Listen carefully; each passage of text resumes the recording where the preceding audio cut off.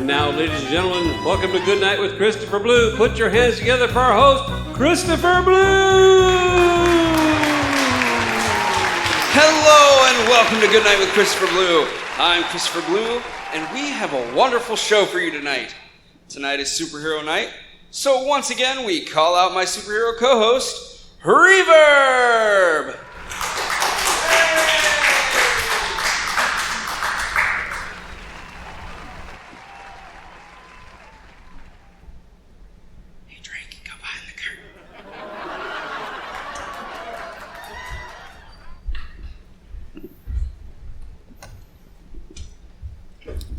Hey Reverb, how you doing? I am dandy. How are you doing? Wonderful. So before we get started, I wanted to do kind of a new segment, which we need the camera pointed at the curtain. So I kind of wanted to do a new segment. Once a week, we are going to let our camera guy, Drake, pop out and give a wholesome question of the week that you can answer in the comments. So, Drake, give us your wholesome question of the week. What are you grateful for today? So in case the mic didn't pick that up because we didn't give him a mic, his question is, what are you grateful for today? So put your answer in the comments below. Reverb, we... Absolutely. Yes, we once again are here to talk about real-life superhero work. And today is a special interview. Once I find my interview card. Here they are. Here they are. So we have an interview with another real-life superhero. And to do that, we need to give him a call. Can we get that TV turned on? Or?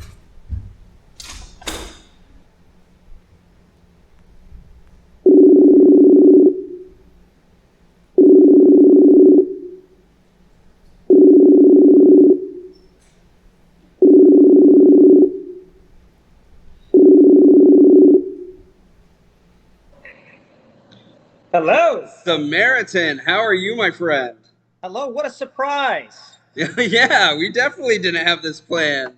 No, not at all. This is my loungewear. Yeah, I bet. So, Good Samaritan, thank you for agreeing to come on the show. Thank you for it's wonderful to have you. Yeah. I even have a mug. Yeah, that's nice. It's not Yeah. a Christopher Blue mug, which you can get at the merch store, link in the description. But it's You don't say. Yes! But that is What's a nice that link? It's a nice mug nonetheless. I like to start off with asking the same question to every real-life superhero because I find everyone's story is unique. So how did you get started in real-life superhero work? Good question. So basically I got started, I think it was 2007. So it's been over a decade. And I saw some show that was supposed to be like Dateline, but without all the murder, that was covering weird subcultures, and one of them was real life superheroes. And I noticed that there were a couple of heroes they covered, and one of them was Citizen Prime.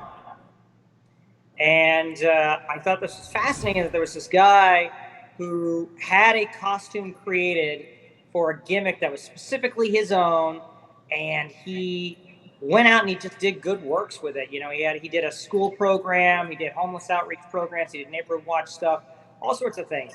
And I thought, that's really rad. And I thought maybe I could do that. And, lo and behold, here I am. I got started on that, and this is where I ended up in Florida. So, you started out by, just seeing it, and you wanted to emulate it. I started out by not knowing that there were others out there. I just kind of did it because I always loved superheroes. Right. But do you think everyone has the potential to become a real life superhero? Nope. No. Okay. I know it's a canned question, and the canned answer is supposed to be yes, but no, actually, I actually don't, and the reason being is because I don't know if it's necessarily something that goes with potential, or if it's a part of potential, but it's about conviction, and I think in order to do what we do, you have to look past the fantastical idea of a superhero, and you have to get down to the core concept of it and say, how does that apply to reality? How does that apply to the real life world that I live in? And to me, that means the core concept of a superhero is helping lifting up others and helping others lift others up. It really comes down to those two core concepts. And generally speaking, in the world, the only way to do crime fighting is really crime prevention. The only way to do crime prevention is to do homeless outreach, is to do community outreach, is to do neighborhood watch, is to do fundraising, all these sort of things that require a certain level of dedication and hard work and focus, and like I said, conviction. And unfortunately, we've seen a lot of people kind of come and go. This community, this subculture is kind of a revolving door, so to speak. And I think the people who come and go don't have that conviction. They don't understand the reality of what we do. Yes, there's the fun of the costumes. There's the fun of the different names we come up with, and the different ideas and the creativity that goes behind it. But there's a lot of work that goes into it as well. And so for that reason alone, I feel like it's not for everybody. You have to really, really zero in and hyper focus on that effort, on that work. And when you do, that's when you find that sort of sweet spot between creativity and generosity, creativity and charity. But not a lot of people can find that sweet spot, I feel. So, but c'est la vie. That is what it is. Yeah, yeah. And I mean that I was looking for an honest answer, so that I'm glad you were able to say something different than what people might have been expecting. So yeah, I'm no yes man. So you can't get me. Reverb's got something for you here. I actually wanted to add, like he was saying, as much as we would want to be positive and say, yeah, anybody can be a superhero, the sad truth is, like he said, you have to look past the cool names and the suits and the gear. And when I'm trying to see if someone wants to join me in this or recruit someone, I don't even bring up mask or superhero or anything. I ask them if they're interested in helping with some charity work or if they want to help me with keeping an eye on something downtown. I don't even bring up superhero or anything like that. So it's got to be, is this something you're willing to do, just as you? Because if you have the dedication to do this as you, then I could see you being a reliable person for the community. Yeah. I got a question. Is that Weaver? He was here a few minutes ago, but Reverb has taken it. The Reverb or Weaver shirt, again, at the merch store. Link in the description. So moving on, you've been doing this a long time. You are kind of a legend in the community. I mean, you've been featured on multiple documentaries and shows, including Stan Lee's Academy of Heroes. How does it feel to be one of the main icons of the real life superhero community? Ooh, I don't like that. I don't like that. I don't like being called an icon. I don't feel like one. I'm just a guy, man. No, I don't know what that accent was. No, I really don't feel like I'm an icon in this community at all. I feel like a lot of people would see me and they go, who? And that's fine. I think it's humbling when you're out doing a handout or doing a patrol and someone looks at you and they go, are you a Ninja Turtle? That will humble you real quick. But no, I will say, of all those things you listed, only one documentary was I in ever saw the light of day. That was it. And it was an HBO documentary, and I'm in it for 30 seconds, and you can't even find it on HBO Max. That's how small potatoes that is. But the Stan Lee thing, that was, I don't know if I'm. I still, to this day, can't decide whether I'm happy or sad that I did that, because it's a mixed bag. On the one hand, I got to interact with Stan Lee, and that's, and everybody can say, there's so many people who have had photos with Stan Lee over the years, but not very many people can say that they were interviewed by him. Right. And that was a lot of fun just to see happen, on a set, just to be there and be talking to the guy.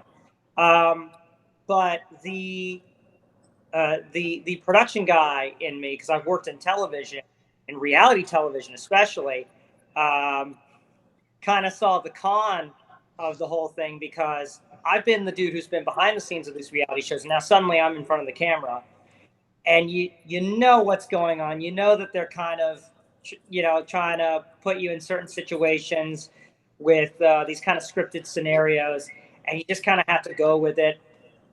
And it's very ironic for reality television how unreal it is, of course. But I never really saw myself as an icon, though, because I just kind of happened to be in some of these things, and it's been fun. It's been a blast. I've made some good friends. But when I think of icons of the community, I do think of guys like Citizen Tiger, my friend Impact.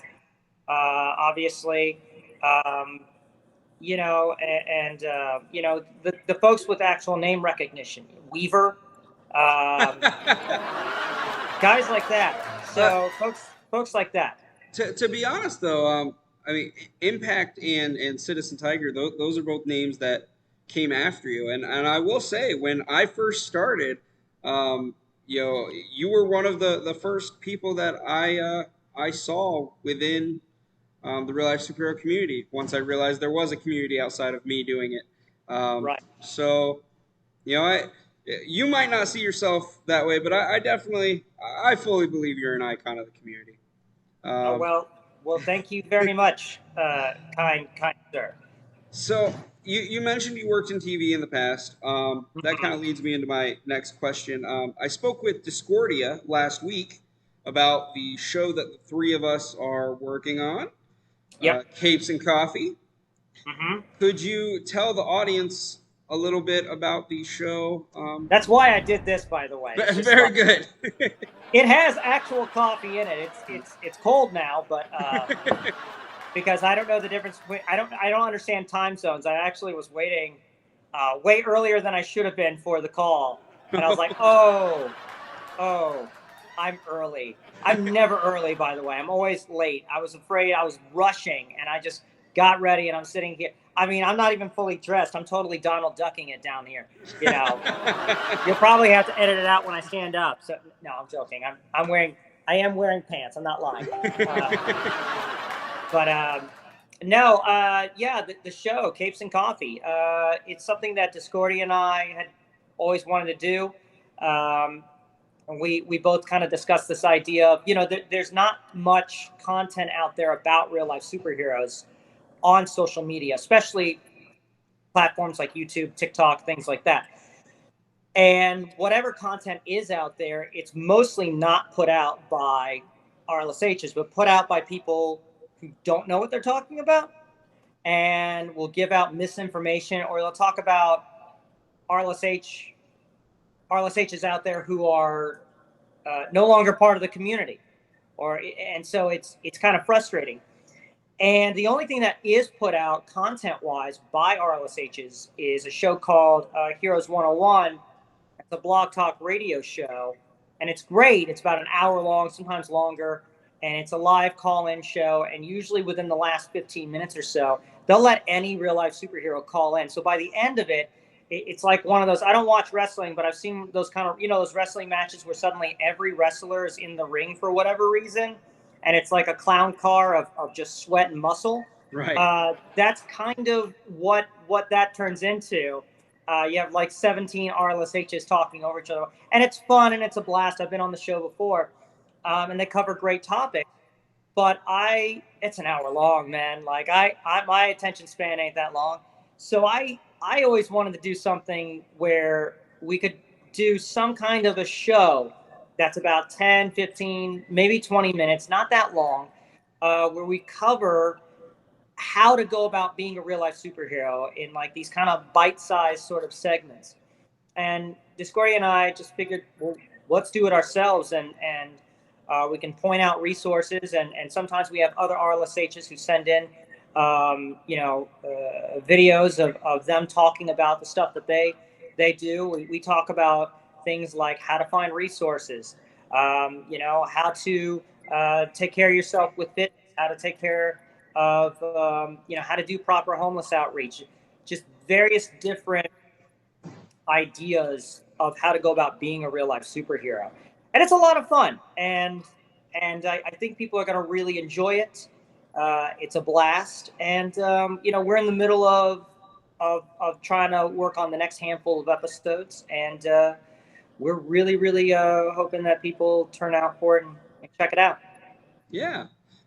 So where can people check out the show? I mean, there's a link in the description below, so 100% there is, yes. But I mean, if you go to http://www.youtube.com/capes and nobody ever types that out, by the way. Nobody ever types out the link. No. You can go into the search on YouTube and search for Capes and Coffee. You'll find our YouTube page there, and we'll already have a few videos up by this point, and there'll be more to come. Well, thank you so much. It was wonderful having you on. Great to be on. And I'm sure we will we'll see more of you in the future. Absolutely. You know it. All right. Say bye to Weaver for me, will you? Yeah. You got that? Yeah. That was the rule of 3 right there. That's right. I did the rule of 3 right there. So we'll talk to you later. Take care. See ya. Well, that's our show. Thank you guys so much for liking, commenting, sharing, and subscribing. And don't forget to ring that bell so you get notified when we upload new content. Until next time, good night, my sweet baby angels. I'll see you tomorrow.